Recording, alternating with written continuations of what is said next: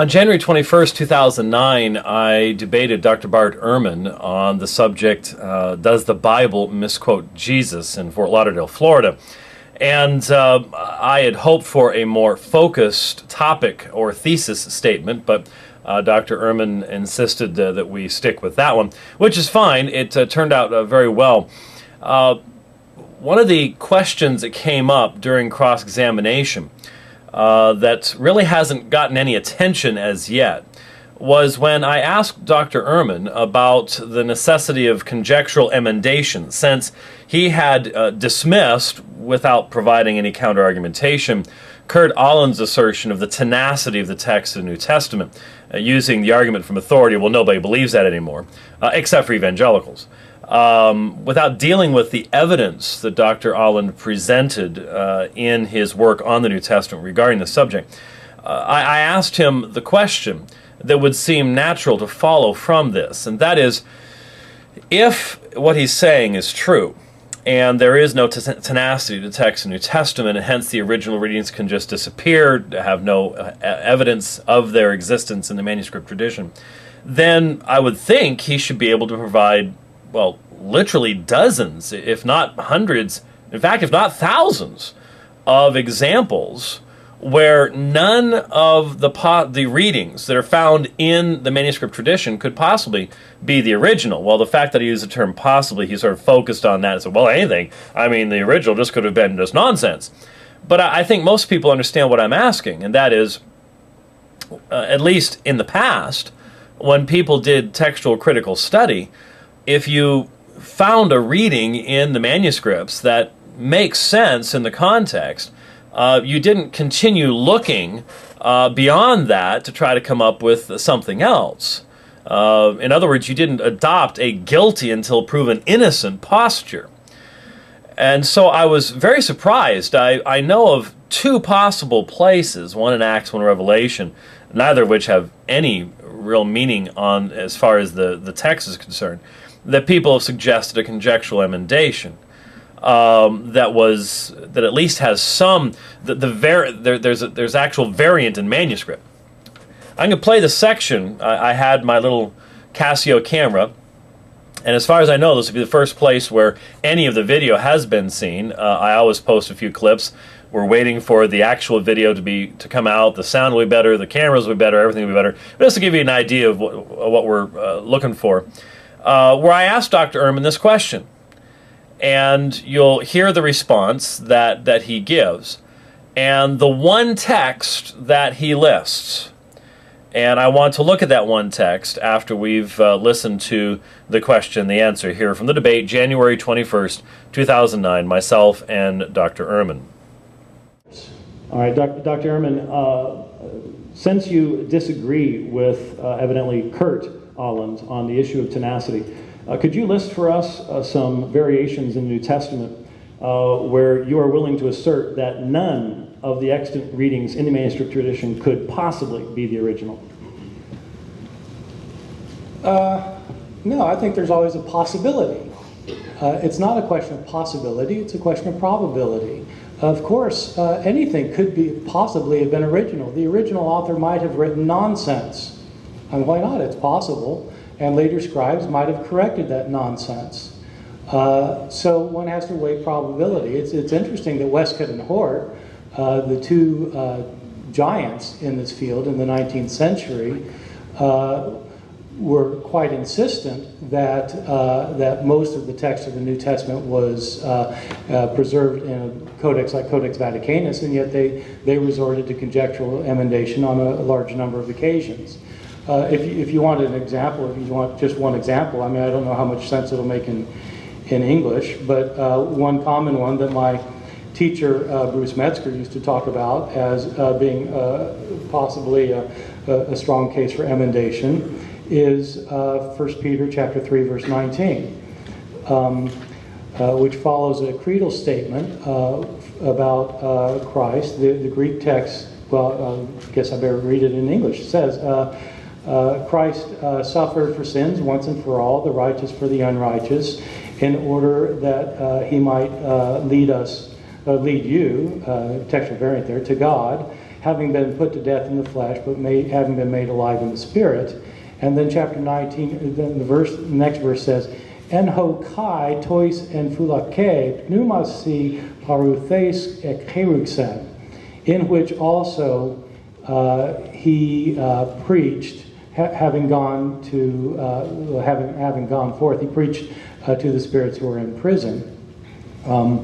Boyer and others, including Harris, have proposed emendations at this point because, well, for grammatical reasons, but also because they think that in fact it might be a mistake, that in fact this is talking about the old early Christian tradition about Enoch, who was preaching the preaching of Enoch according to some of the apocryphal materials.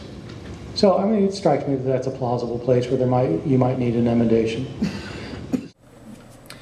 So here we have the one text that is offered. Now, it seems that Dr. Ehrman's response was, no, I can't give you any places where the current possibilities from the manuscript tradition, even where you have some difficult variants.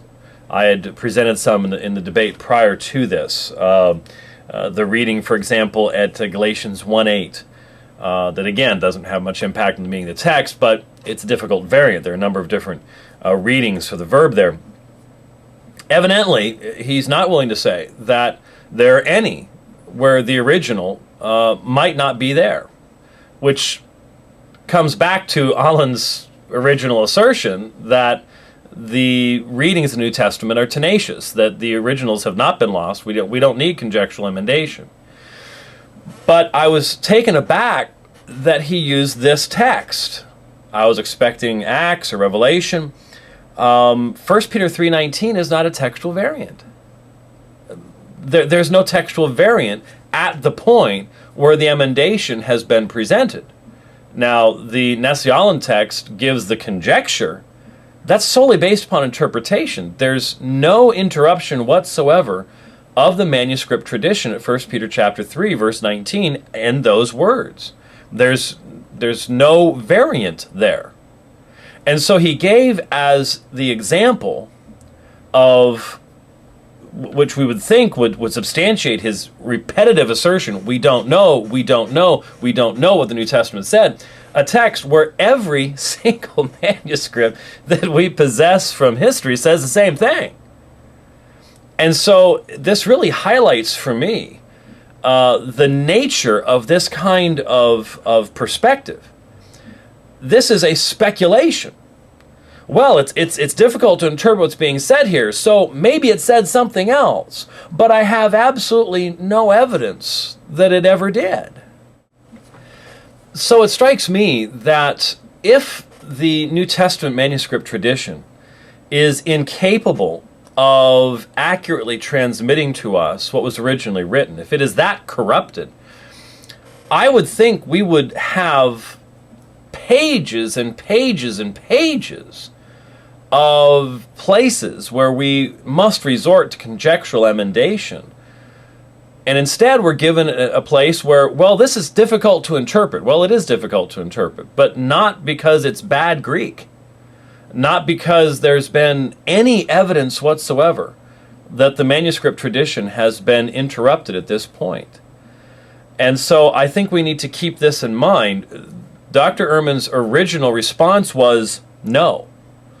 I can't give you any place where it seems like he would say, we must engage in conjectural emendation. Instead, he gives us a place where, well, it's possible, and the one that he gives has no textual variance in it whatsoever. I personally thought that that was extremely revealing, but I understand that one must have a background in the field to see how revealing it really is. It has been somewhat disappointing that what a lot of folks have focused upon has not been the actual substance of the debate.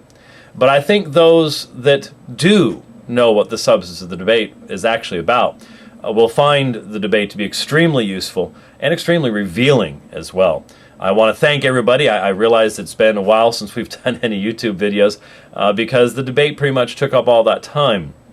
But especially those who helped to support the debate and to help it to happen. My sincerest thanks to you, because I really do believe that over the long term, that debate will be extremely helpful, especially to those who are seeking to engage the worldview and the perspectives of Dr. Ehrman, and the many who simply take his word as the final word and present that especially in their classrooms. I think we demonstrated that a believing Christian can stand with the leading skeptic and go toe-to-toe on the data in that context, and that we do not have to adopt the radical skepticism that Dr. Ehrman has adopted, that many others before him, looking at the exact same data, did not adopt. People like Tischendorf and those who came before him, and those believing Christians who to this very day continue to labor in faithfully handling the text of the New Testament. So I hope just this thought has been useful to you. I hope to add some more at later times, some more comments on the specifics of the debate, the specifics that I felt were most important. It'll be most useful when the DVD comes out to have a higher quality video and to be able to focus in upon some of these key issues. Thanks for watching.